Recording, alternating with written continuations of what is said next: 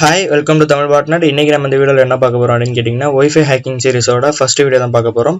இந்த வீடியோவில் நம்ம எதை கவர் பண்ண போகிறோம் அப்படின்னு கேட்டிங்கன்னா monitor mode and packet injection பற்றி தான் பார்க்க போகிறோம். என்னடா ஒய்ஃபை ஹேக்கிங் சொல்லிட்டு சம்மந்தம் இல்லாத வார்த்தையை பேசுகிறேன் அப்படின்னு நீங்கள் கேட்கலாம். நீங்கள் கேட்குறது வாஸ்தவம் தான். ஒய்ஃபை ஹேக்கிங்னா நம்மளை பொறுத்த வரைக்கும் எப்படின்னா பாஸ்வேர்டு வேர்ட் ஃபைலை கரெக்டாக மேட்ச் பண்ணி விட்டு அதில் வேர்ட் லிஸ்ட்டில் பாஸ்வேர்டு கரெக்டாக மேட்ச் ஆனவுடனே அதை உள்ளே லாகின் பண்ணி இன்டர்நெட் ஆக்சஸ் பண்ணுறது ஒய்ஃபை ஹேக்கிங் நினச்சி எடுக்கும்.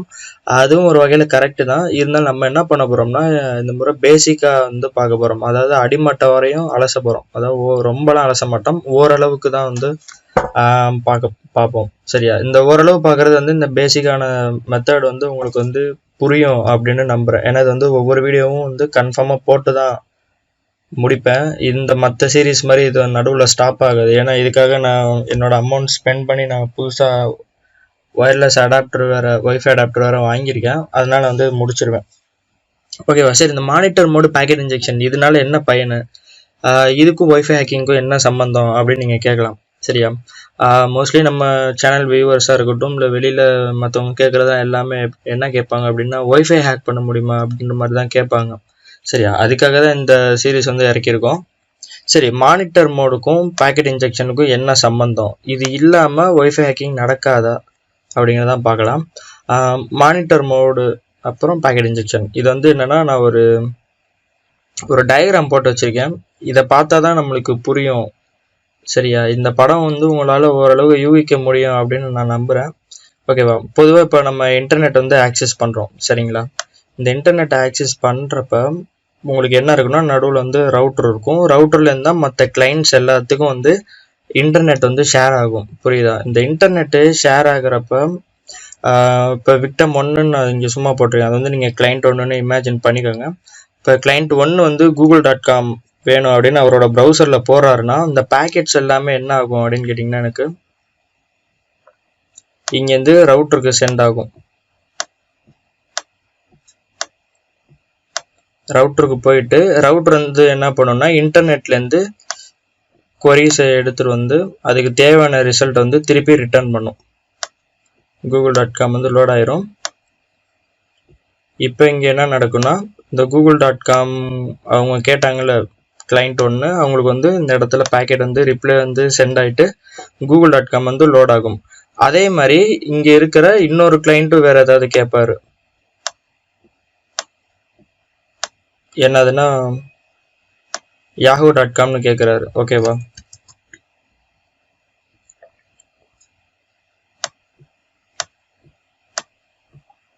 yahoo.comனு கேட்குறாரு. அதுக்கும் இது என்ன பண்ணி இது இன்டர்நெட்லேருந்து போய் கெட் பண்ணிட்டு ரிசல்ட் கொடுக்குது. yahoo.comனு லோட் ஆகுது. சரியா? அதாவது கிளைண்ட் 1 கிட்ட google.com கிளைண்ட் 2க்கு கொடுக்காது. கிளைண்ட் 2 கிட்ட yahoo.com கிளைண்ட் 1க்கு ரவுட்டர் கொடுக்காது. சரியா? அப்படியே இந்த டிராஃபிக் வந்தாலும் இதில் கரெக்டாக ரீடைரக்ட் பண்ணும். இந்த இடத்துல தான் நம்மளோட இன்டர்ஃபேஸ் கார்டு அப்படின்னு சொல்லுவாங்க. அதாவது என்ஐசி. இந்த என்ஐசி கார்டு என்ன பண்ணுன்னா நம்மளுக்கு தேவையான பேக்கெட் எதுவோ அதை மட்டும்தான் எடுக்கும். அடுத்தவங்களோட பேக்கெட் உள்ள அளவு பண்ணாது, விரட்டி விட்டுரும். சரியா? இது மூலமாக என்ன நடக்கும் அப்படின்னு கேட்டிங்கன்னா நம்மளோட சேம் நெட்வொர்க்கில் இருக்கிற மற்ற கிளைண்ட்டோட பேக்கெட்ஸ் நம்மளால் படித்து பார்க்க முடியாது. இது உள்ளே இருக்கிற ஒரு செக்யூரிட்டின்னு சொல்ல முடியாது, உள்ள தேவையான விஷயங்கள் ஒன்று. ஏன்னா அப்புறம் மற்றவங்க தேர்றது நம்ம மிஷினுக்குள்ளோட ஆச்சுன்னா குழப்பமாயிரும்ல. இதுதான் டிஃபால்ட்டாக நெட்வொர்க் அடாப்டர் ஒர்க் ஆகிற ஃபங்க்ஷனு. இதில் மானிட்டர் மோடு என்ன எதுக்கு ஹேக்கிங்க்கு யூஸ் ஆகுது அப்படின்னு கேட்டிங்கன்னா இப்போ அட்டாக்கர் இருக்காரு. சரியா? அட்டாக்கரும் சேம் ரவுட்டரில் கனெக்ட் ஆகி இருக்காரு. சரி, வேற கலர் எதாவது மாற்றுவோம். அட்டாக்கரும் சேம் ரவுட்டரில் கனெக்ட் ஆகி இருக்கிறப்ப என்ன பண்ணுவாங்கன்னா அவங்களோட நெட்வொர்க் கார்டில் அடாப்டர் எப்படி இருக்குன்னா மேனேஜ்டுன்னு இருக்கும். கலினெக்ஸ்ல இஃப் கான்ஃபிகர்டுன்னு போட்டு பார்த்தீங்கன்னா இல்லை WLAN 0, அதாவது ஒயர்லெஸ் லேன் அடாப்டர் எப்படின்னா மேனேஜ்டுன்னு இருக்கும். மேனேஜ்டுன்னு இருக்கிறது என்னன்னா அதுக்கு வர பேக்கெட்டை மட்டும்தான் அக்செப்ட் பண்ணி மிஷினுக்கு கொடுக்கும், மற்றவங்க பேக்கெட் கொடுக்காது. சரியா? அதை எப்படி அதை அடுத்தவங்க பேக்கெட்டை எடுக்கணும் அப்படின்னா மானிட்டர் மோடு எனேபிள் பண்ணுவாங்க. மானிட்டர் மோடு இப்போ எனேபிள் பண்ணணும் அப்படின்னா இந்த கிளைண்ட் 1 கிளைண்ட் 2 இவங்க என்ன தேடுறாங்களோ அந்த பேக்கெட்ஸ் அட்டாக்கரால் லேர்ன் பண்ணி படித்து பார்க்க முடியும்.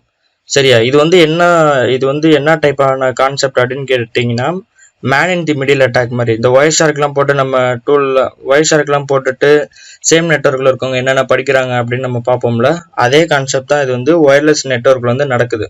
இதுக்கு பேர் தான் இதை, அதாவது அடுத்த கிளைண்ட்டோட ரெக்வஸ்ட்டு கொரிஸ் இதெல்லாம் நம்ம அவங்க என்னென்ன பண்ணுறாங்கங்கிறத படிக்கிறதுக்கு பார்க்கறது தான் வந்து மானிட்டர் மோட் அப்படின்னு சொல்லுவோம். அதாவது இந்த ஒயர்லெஸ் அடாப்டர்ல வந்து இந்த மேனேஜருங்கிறது வந்து தூக்கி விட்டு மானிட்டர் மோட் வந்து எனேபிள் பண்ணுறோம். அதாவது மற்றவங்களாம் என்ன பண்ணுறாங்க அப்படிங்கிறத மானிட்டர் பண்ணுறது, கண்காணிக்கிறது அப்படின்ற மாதிரி வச்சுக்கலாம். இதில் எந்த கேட்டகரியில் வரும்னா man in the middle attack அப்படின்ற கேட்டகரியில் வரும். சரி, ஓகே, இது வந்துருச்சு. இதுக்கப்புறம் என்னது பேக்கெட் இன்ஜெக்ஷன் அப்படின்னா என்னன்னு கேட்கலாம். இப்போ பேக்கெட் இன்ஜெக்ஷன்ல என்ன பண்ணுவாங்கன்னா, இப்போ இந்த நெட்ஒர்க்ல இருக்கிற மற்ற கிளைண்ட்ஸோட வந்து படிக்க ஆரம்பிச்சுட்டாங்க, அட்டாக்கரால படிக்க முடியுது அப்படின்னா அது வந்து பேக்கெட் இன்ஜெக்ஷன் மூலமா வந்து மாற்ற முடியும். இப்போ உங்களுக்கு yahoo.com வந்து கிளைண்ட் 2 கேட்குறாங்க, சரியா? இப்போ இந்த பேக்கெட் வந்து அட்டாக்கர் என்ன பண்றாருன்னா பேக்கெட் இன்ஜெக்ஷன் மூலமா வந்து பேக்கெட் ஸ்பூஃப் பண்றது, வேற ஏதாவது பேக்கெட்டை கொடுக்கறதா இருக்கலாம், இல்லாட்டி டீஆத்தன்டிகேஷன் அட்டாக்காக இருக்கலாம், அதாவது distributed denial of service attack மாதிரி. அதாவது எந்த பேஜுமே லோட் ஆகாமல் ரவுட்டரோட அவங்களோட இன்டர்நெட்டை கட் பண்ணி வருது, இந்த மாதிரி வேலையெல்லாம் ஏதாவது பார்க்கலாம், சரியா? அப்போதைக்கு இந்த பேக்கெட் இன்ஜெக்ஷன் மோட் வந்து நம்மளுக்கு யூஸ் ஆகும். சரி, இந்த பேக்கெட் இன்ஜெக்ஷன் மோடில் என்ன பண்ணுறாருன்னா yahoo.comனு உங்களுக்கு இன்டர்நெட்லேருந்து ரவுட்டர் வந்து எடுத்து கொடுக்குறப்ப அட்டாக்கர் வந்து என்ன பண்ணுறாரு, yahoo.com தூக்கி விட்டு Pornhub அப்படின்னு கொடுக்குறாரு. அப்படின்னு கொடுக்குறப்ப என்ன ஆகும் அப்படின்னா yahoo.com போட்டவருக்கு வந்து Pornhub தான் வந்து ப்ரௌசரில் ஓப்பன் ஆகும். இதுதான் வந்து பேக்கெட் இன்ஜெக்ஷனோட வேலை. இப்போ உங்களுக்கு இந்த இது வந்து kind of man in the middle attack தான். ஏன்னா ஒய்ஃபை ஹேக்கிங்க்கு வந்துட்டிங்கனாலே அது வந்து man in the middle attack மாதிரி தான் இருக்கும், சரியா? இது வந்து ஏர்கிராக் என்ஜி அப்படின்ற ஒரு சாஃப்ட்வேர் ஷூட் வந்து பார்த்துருப்பீங்க அந்த ஒய்ஃபை ஹேக்கிங்கில். இந்த ஏர்கிராக் என்ஜியில் வந்து ஏர்மான்னு ஒன்று இருக்கும், அதாவது மானிட்டர் மாடலை எனேபிள் பண்ணுறதுக்கு. ஏர்கிராக்குங்கிறது தான் பாஸ்வேர்டை வந்து பிரேக் பண்ணுறதுக்கான யூஸ் பண்ணுற அப்ளிகேஷன், சரி. அதுக்கப்புறம் ஏரோ டம்ப்னு ஒன்று இருக்கும், ஏரோ கேப்னு ஒன்று இருக்கும். இந்த மாதிரி சாஃப்ட்வேர் ஷீட்ல வந்து ஒரு 4-5 காம்பினேஷன் ஆஃப் டூல்ஸ் இருக்கு. இதையும் எப்படி அடுத்தடுத்த ட்விட்டர்ல வந்து யூஸ் பண்றது அப்படிங்கிறத பார்ப்போம், சரியா? சரி, இது மூலமா என்னடா பயனு? வெறும் man in the middle attack தானே, இதுல எப்படி ஒய்ஃபை பாஸ்வேர்ட்லாம் வந்து ஹேக் பண்ணுவா அப்படின்னு நீங்க கேட்கலாம்.